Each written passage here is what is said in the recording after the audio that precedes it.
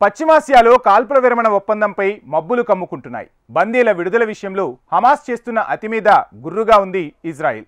తాము విడుదల చేయాల్సిన పాలస్తీనా ఖైదీలను జైలు బయటికి తెచ్చినా తిరిగి లోనికి పంపించేసింది. నిన్నటిదాకా హమాస్ అంతమే లక్ష్యంగా గాజాను శిథిలాల దిబ్బగా మార్చిన ఇజ్రాయిల్ ఇప్పుడు వెస్ట్ బ్యాంక్లోకి యుద్ధ ట్యాంకులను పంపింది. కాల్పుల విరమణ ఒప్పందాన్ని పర్యవేక్షిస్తున్న ఈజిప్ట్, ఖతార్ దేశాలు ఈ పరిణామాలను నిశితంగా గమనిస్తున్నాయి. పశ్చిమాసియాలో శాంతి చిగురుస్తుందనే ఆశలు మరోసారి ఆవరయ్యే పరిస్థితులు ముంచుకొచ్చాయి. ఈజిప్ట్, ఖతార్ దేశాల మధ్యవర్తిత్వంతో ఇజ్రాయెల్ హమాస్లు కాల్పుల విరమణపై అంగీకారానికి రావడం తెలిసిందే. ఇందులో భాగంగా హమాస్ తమ చెరలో ఉన్న ఇజ్రాయేలీ బందీలను విడుదల చేసేందుకు అంగీకరించింది. ప్రతిగా తమ జైళ్లలోని పాలస్తీనా ఖైదీలను విడుదల చేస్తోంది ఇజ్రాయెల్. ఇందులో భాగంగా హమాస్ తమ చెరలోని 94 మంది బందీల్లో 33 మంది బందీలను విడుదల చేయనుంది. ప్రతిగా దాదాపు 1700 మందికి పైగా పాలస్తీనులను ఇజ్రాయెల్ విడిచిపెట్టనుంది. గత కొద్ది వారాలుగా ఈ తతంగం విడుదల వారీగా కొనసాగుతోంది. కాగా ఇజ్రాయెల్ కాల్పుల విరమణ ఒప్పందం ఉల్లంఘిస్తోందని ఆరోపిస్తూ బందీల విడుదలను ఆలస్యం చేస్తున్నట్లుగా ఇటీవల హమాస్ ప్రకటించింది. దీనిని అమెరికా అధ్యక్షుడు డొనాల్డ్ ట్రంప్తో సహా ఇజ్రాయెల్ సీరియస్గా తీసుకుంది. తమ బందీలను విడుదల చేయకపోతే తీవ్ర పరిణామాలు ఎదుర్కోవాల్సి ఉంటుందని హెచ్చరించింది. ఈ బెదిరింపులకు భయపడ్డ హమాస్ బందీల విడుదలకు అంగీకరించింది. 3 బందీల విడుదలకు ప్రతిగా ఇజ్రాయెల్ 369 మంది పాలస్తీన్ ఖైదీలను విడుదల చేసింది. హమాస్ తాజాగా 6 బందీలను విడుదల చేసింది. ప్రతిగా ఇజ్రాయెల్ 600కు పైగా పాలస్తీనా ఖైదీలను విడిచిపెట్టాల్సి ఉంది. ఇంకొక విడత బందీల మార్పిడి కార్యక్రమం మాత్రమే మిగిలి ఉంది. ఇందులో భాగంగా 4 మృతదేహాలను హమాస్ అప్పగించాల్సి ఉంది. అయితే వారి విడుదలను నిరవధికంగా ఆలస్యం చేస్తున్నట్లుగా ఇజ్రాయెల్ ప్రధాని నెతన్యాహు ప్రకటించారు. అప్పగింతల సమయంలో హమాస్ నిర్వహిస్తున్న కార్యక్రమాలు బందీలను అవమానపరిచేలా ఉన్నాయని తెలిపారు. పైగా బందీల వెంట ఆయుధాలు పట్టుకున్న ఉగ్రవాదులు ఉండడం సరికాదని పేర్కొన్నారు.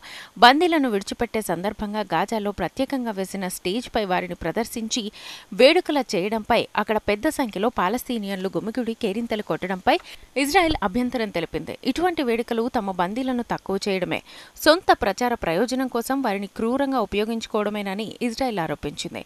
హమాస్ తీరుపై ఐక్యరాజ్యసమితి, రెడ్ క్రాస్ ప్రతినిధులు కూడా అభ్యంతరం తెలిపారు. హమాస్ తీరును తప్పుపట్టిన ఇజ్రాయెల్ అధికారులు పాలస్తీనా ఖైదీల విడుదల నిర్ణయాన్ని వెనక్కి తీసుకున్నారు. ఒఫెర్ జైలు నుంచి పాలస్తీనా ఖైదీలను తీసుకుని బయలుదేరిన వాహనాలు కొద్ది దూరమే వెళ్లి తిరిగి జైలుకు చేరుకున్నాయి. ఇకపై బందీల విడుదల సమయంలో ఎలాంటి వేడుకలు నిర్వహించబోమంటూ హామీ ఇస్తేనే వందలాది మంది పాలస్తీనా ఖైదీలను విడిచిపెడతామని ఇజ్రాయెల్ స్పష్టం చేసింది. లేకపోతే ఖైదీల విడుదల ఆలస్యమవుతుందని తెలిపింది. ఈ పరిణామాలతో ఇజ్రాయెల్, హమాస్ మధ్య కాల్పుల విరమణ ఒప్పందం పొడిగింపు అంశం ప్రశ్నార్థకంగా మారింది. కాల్పుల ఒప్పందాన్ని ఇజ్రాయెల్ ఉల్లంఘిస్తోందని హమాస్ ప్రతినిధి పేర్కొన్నారు.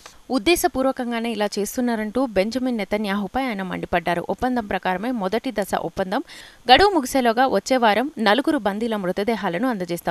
తాజా పరిణామాల నేపథ్యంలో కాల్పుల విరమణ ఒప్పందం 2వ దశపై చర్చలు ప్రారంభమయ్యే సూచనలు కనిపించడం లేదు. మిగిలి ఉన్న బందీలను సజీవంగా లేదా నిర్జీవంగా తీసుకొచ్చే విషయంపై ప్రధాని నెతన్యాహు భద్రతా సలహాదారులతో చర్చించి నిర్ణయించనున్నారని అధికారులు తెలిపారు.